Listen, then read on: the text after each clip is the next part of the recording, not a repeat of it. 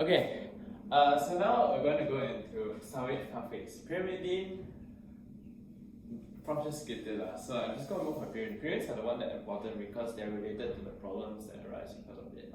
Okay, so let's start with, there's 3 salvage pathways. So what are the bases that you,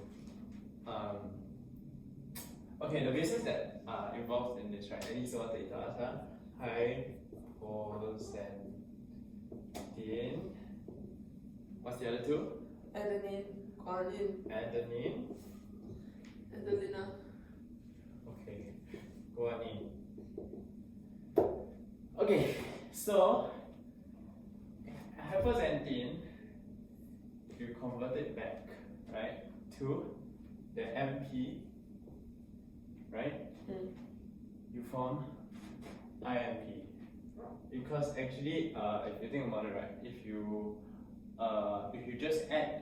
break down IMP, right, you get inosine, then you remove the sugar, you get hypoxanthine. Okay? Wait, so the difference between purine and pyrimidine for this part is that purines are converted from bases to nucleotides, but then pyrimidines are converted from from bases to nucleosides. Yes. And why? That one? I don't know. I don't know. Okay, so guanine, right, will also form what? GMP. And adenine AMP. Adenine AMP. Okay, so hypoxanthine and guanine both have the same enzyme, which is HGPRT. It's gonna be in the recording. HGPRT. Okay? So HGPRT, right, just remember that the H stands for hypoxanthine and G stands for guanine. Okay? Yes. But adenine has one up, so APRT. PRT stands for phosphoribosyltransferase. Phosphoribosyltransferase. I think it's phosphoribosyltransferase. Okay? So yeah, you should fact check that. Okay. So HGPRT is responsible for what are these pathways? HGPRT. Salvage pathways, huh? Okay.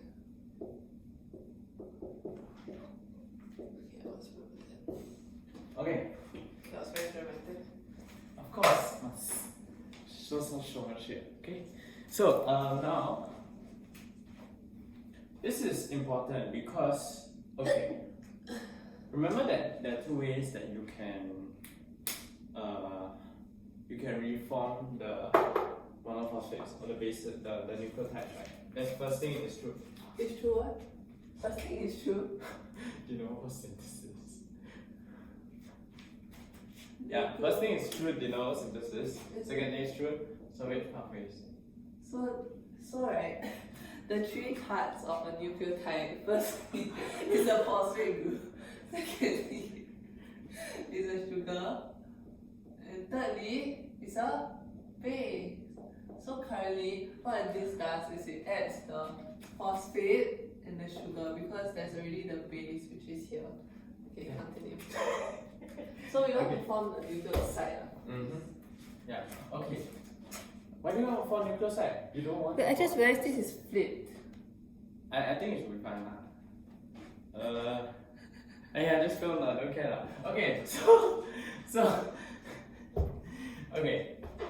Now the problem comes when you bring in what we call Lesch Nyhan syndrome. Okay, so I'm going to bring Lesch Nyhan syndrome, gout, and allopurinol into this picture. Okay, I'm going to link these 3 words. So first things first, Lesch Nyhan syndrome, right? Is arising from你在听吗？我在听。 Okay, Lesch Nyhan syndrome starts from HGPRT deficiency, right? Yes. So HGPRT deficiency, right? And this is genetic. So this guy cannot even produce HGPR in the first place. And so What what does does this this mean? I'm asking you. It means that the salvage pathway for purines cannot happen for most of it, for guanine and hypoxanthine. Okay, what happens next? So salvage, right? Cannot. Cannot. But de novo, okay. Yay! But there's a problem that comes with this. So with HGPRT, right? I forgot to mention that you have to add in PRPP. Same thing for this and for adenine as well. Okay. So once you get rid of salvage pathways, you have de novo synthesis. So because there will be all these hypoxanthine, all these guanine just floating around, right, doing absolutely nothing, then what it does, right, it gets broken down, and the final product of purine catabolism is Uric acid. yes, uric acid. What So that brings in the concept of gout. So since salvage is gone, we start hypoxanthine and guanine, right? So basically forms a lot of uric acid. Are they telling us to keep quiet? And then forms gout. So gout, right, is basically uric acid crystal deposits. Okay, it can be caused by a lot of things. It can be caused by excess urea in the body and all that, but this is just one example.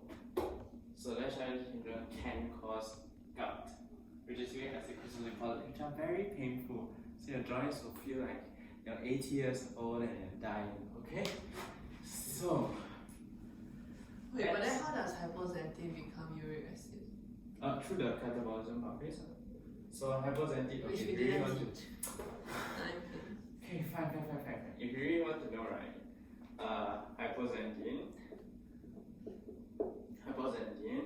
becomes xanthine, then becomes uric acid, and this is all by what enzyme? Xanthine oxidase. Xanthine Both are by xanthine oxidase. oxidase. Yes. Okay. Then And it's the same for guanine. For guanine, it's just something else. So you get guanine, and then you got some enzyme here, and it basically goes down. So, okay. Wait, I realized. Can you see that? Yeah. Okay, you can see that. Yeah. Then forms uric acid. Okay. So yeah, now we found gout. We got uric acid crystal deposits. So basically, this guy is just going to keep developing, keep losing, keep creating, keep catabolizing. So, and it's just going to produce a lot of uric acid for the rest of his life, which can cause like kidney stones and all that stuff. Can also, yeah. So how do we treat that? Is we have this thing called allopurinol. Allopurinol is very good for gout because, right, what it does is it acts on PRPP. So you assume, right, that because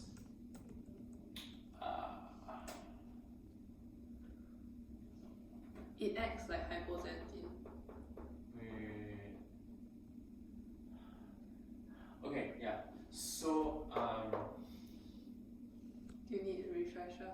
I need to take a break.